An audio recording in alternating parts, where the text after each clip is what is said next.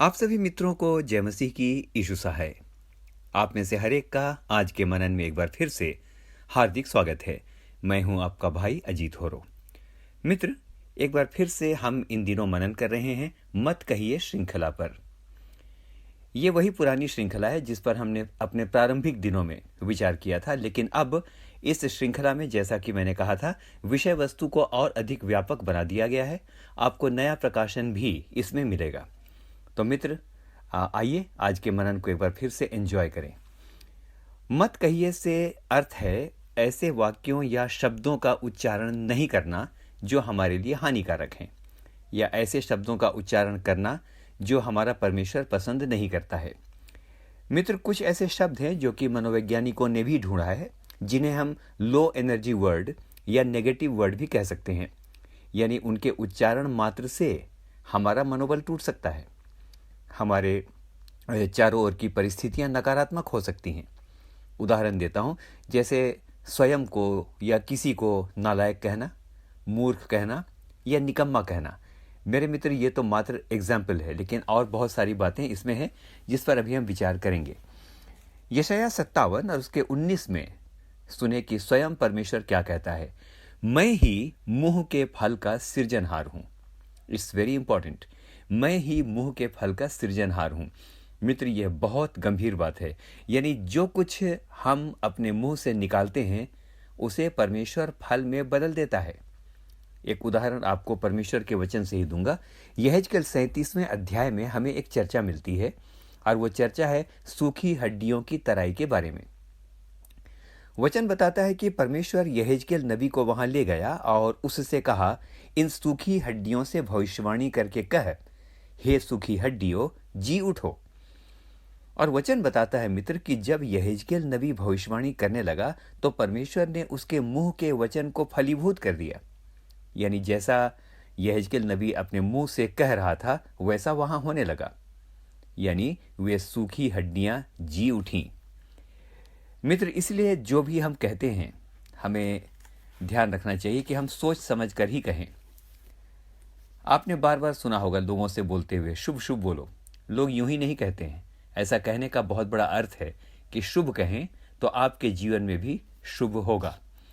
तो आइए आज की विषय वस्तु में चलते हैं, और आज के मनन का विषय होगा मत कहिए मैं भयभीत हूं।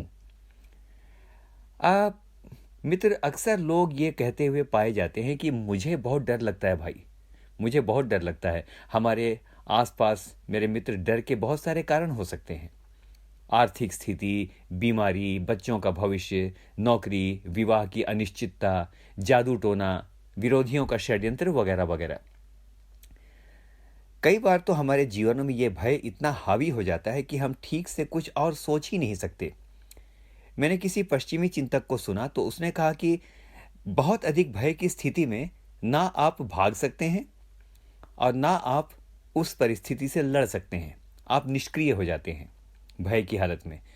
तो मित्र, जब हम बार बार कहते हैं कि हमें बहुत डर लगता है और हम क्या करें, भय हमारे जीवन में हावी हो गया है, तो परिणाम यह होता है कि हम ऐसा लगातार कहते रहने के कारण अवसाद या डिप्रेशन, उच्च या निम्न रक्तचाप जैसी बीमारियों का शिकार हो जाते हैं। कई बार तो ऐसा भी होता है कि बिना कारण हम डरते रहते हैं। हमें वहम हो जाता है कि कोई हमारे पीछे पड़ा है। दो लोग यदि बात भी कर रहे हैं तो हमें यह डर लगता है कि कहीं हमारे विरुद्ध बात तो नहीं कर रहा। इसका कारण यह भी हो सकता है कि शायद हमारे मन में चोर हो। मित्र, नीति वचन 28 और उसके 1 में लिखा है, दुष्ट लोग जब कोई पीछा नहीं करता तब भी भागते हैं, परंतु धर्मी लोग जवान सिंहों के समान निडर रहते हैं। एक बड़ी महत्वपूर्ण बात आपको बताना चाहता हूं, इसको नोट कर लीजिए। भय में जीवन बिताना वास्तव में एक भयंकर भयंकर अभिशाप है। इट्स अ कर्स कि हम भय के अंदर जीवन बिताएं। परमेश्वर का वचन बड़ी स्पष्ट रीति से बताता है कि मनुष्य का भय खाना फंदा हो जाता है। रिपीट करूंगा, नीति वचन 19 उसके 25 में लिखा है, मनुष्य का भय खाना फंदा हो जाता है, परंतु जो यहोवा पर भरोसा रखता है वह ऊंचे स्थान पर चढ़ाया जाता है। आपको एक घटना बताता हूं मित्र। United States of America, America के अंदर एक अपराधी को मृत्यु दंड दिया गया। मृत्यु दंड का दिन जब आ गया तो कुछ वैज्ञानिकों ने सोचा कि क्यों ना कुछ प्रयोग किया जाए कि भय का क्या प्रभाव व्यक्ति पर पड़ता है। और उन्होंने उसे यह बताया कि तुम्हें फांसी की सज़ा तो हुई है, लेकिन तुम्हें फांसी हम नहीं देंगे, तुम्हें एक विषैले सांप से हम कटवाएंगे, एक विषैला कोबरा, उससे हम तुम्हें कटवाएंगे। और मित्र क्या हुआ, उसे कुर्सी पर बैठाकर बांध दिया गया और उसके सामने से एक कोबरा को निकाला गया।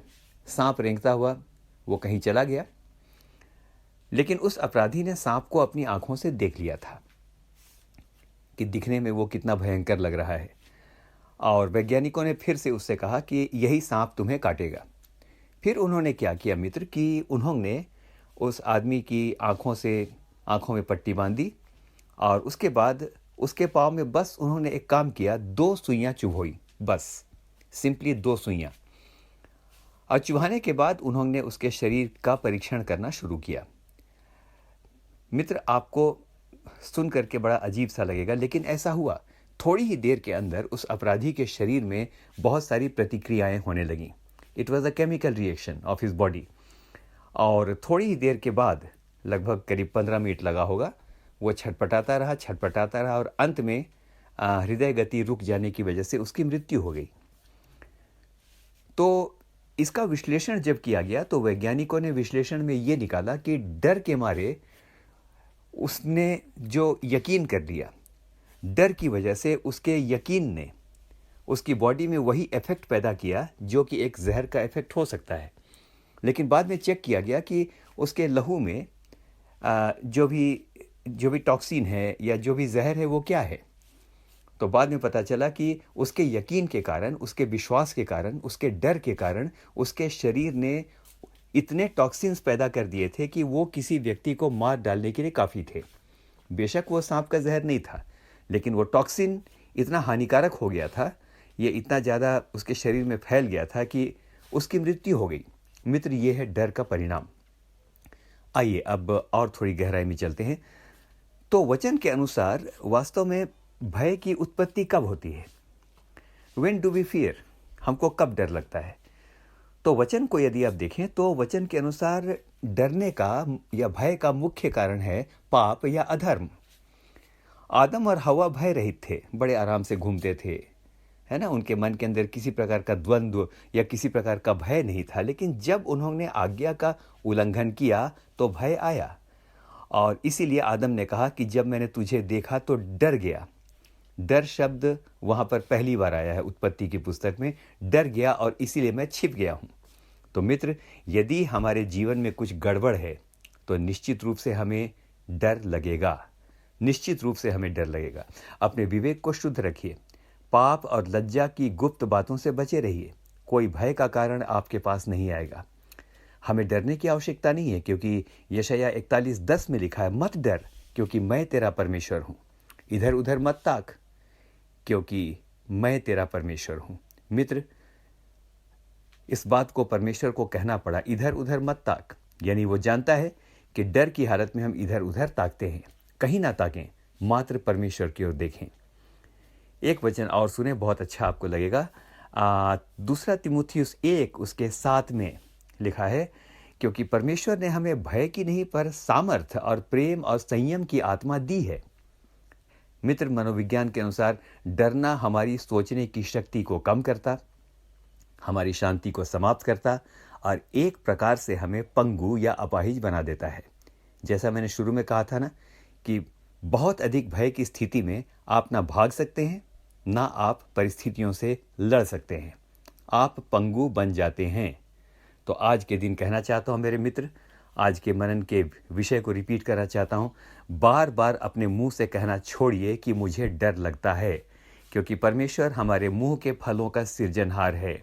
बार बार यदि हम कहें मुझे डर लगता है, मैं भयभीत हूँ, मैं क्या करूँ, मेरे मन में तो डर समा गया, जितना अधिक हम डर की बात करेंगे, डर हमारा उतना ही पीछा करेगा। तो मित्र, मैंने एक बड़ा अच्छा कोट पढ़ा आज ही, और वो कोट ये था, यदि भय आपके सामने आए तो उससे डरिए मत, आप उस भय पर हमला कर दीजिए, आक्रमण कर दीजिए। परमेश्वर का नाम लेकर उस पर आक्रमण कर दीजिए और आप देखेंगे कि विजय आपकी है, क्योंकि युद्ध मित्र आपका नहीं लेकिन यहोवा का है। वही आपकी ओर से लड़ेगा। लेकिन यदि डर नहीं है, अब अंत करूंगा, लेकिन यदि डर नहीं है तो एक काम कीजिए, परमेश्वर से डरिए, क्योंकि परमेश्वर से यदि डरेंगे तो बाकी डर अपने आप बाकी डर समाप्त हो जाएंगे। हम में से हर एक को परमेश्वर बहुतायत के साथ आशीष दे। मत कहिए मैं भयभीत हूं, लेकिन कहें वो जो मुझे शक्ति देता है उसमें मैं सब कुछ कर सकता हूं। मुझे भय की आत्मा नहीं परंतु सामर्थ्य की आत्मा मिली है। इसी समय सामर्थ्य को ग्रहण करें जो इसी समय आपको परमेश्वर स्वर्ग से देता है। आपको परमेश्वर बहुतायत के साथ आशीष दे। आमीन और फिर से आमीन।